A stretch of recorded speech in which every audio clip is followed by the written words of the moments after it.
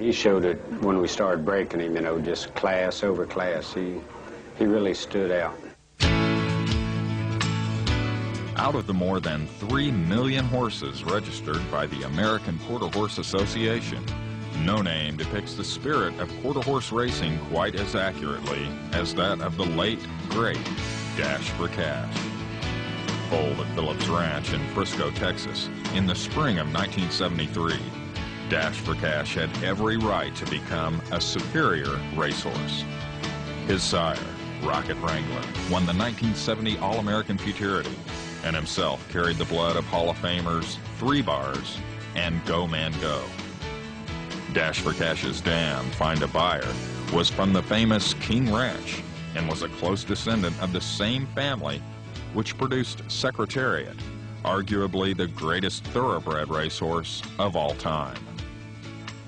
But lots of horses are well-bred. It takes a combination of bloodlines, physical ability, and spirit for a horse to have the potential for greatness. Even then, Lady Luck and the human team of owners, trainer, groom, and jockey influence a horse's chances for greatness. Dash for Cash was blessed in every category. Owned by Mr. and Mrs. B.F. Phillips, trained by Bubba Cassio, groomed by Andrew Emerson, and ridden by the great Jerry Nicodemus, Dash for Cash was surrounded by the best. In a sport known for close finishes, Dash for Cash won 21 of 25 races and was seldom seriously threatened. The races that he won, there was never a photo.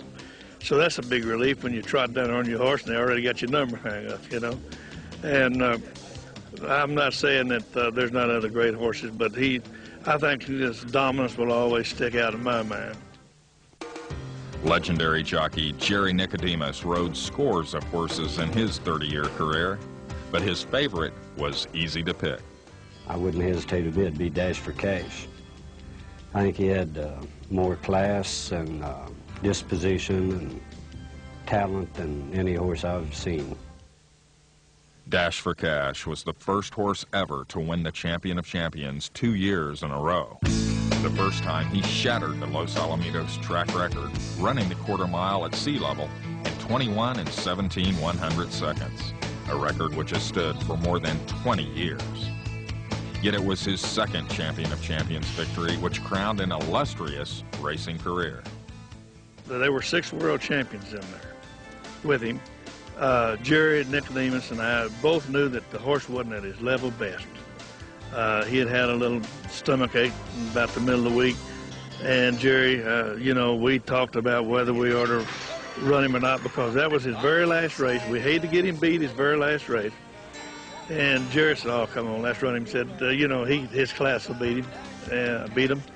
And that's about what happened. It wasn't my trainer; he was riding him. I think it was the horse's class that won it. So, being that the last one, being that made him the 2-time world champion, 2 times to win the champion, it was all there in one package. And I guess that was the nervous I ever got to running the horse. I just glad it was over.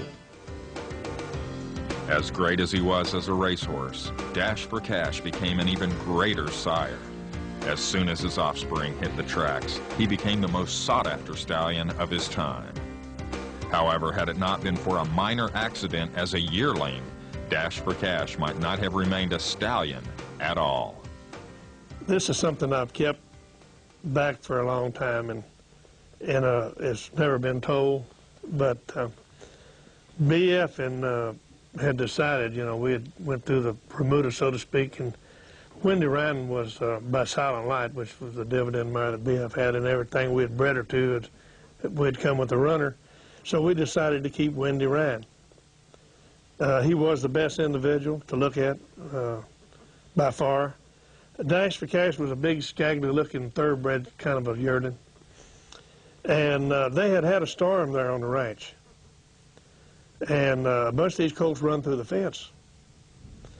And Dash, as I remember, laid a big superficial, kind of just tore the hide back on his right shoulder, and they had stitched it up.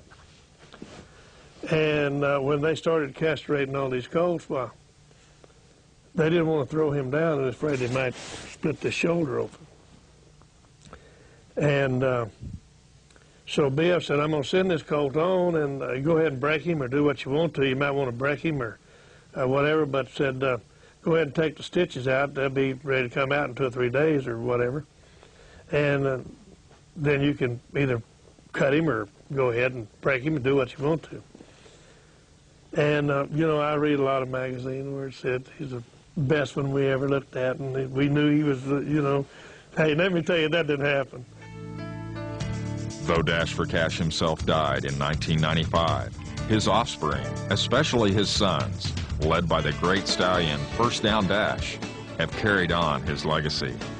There has never been a more dominant bloodline in the history of quarter horse racing.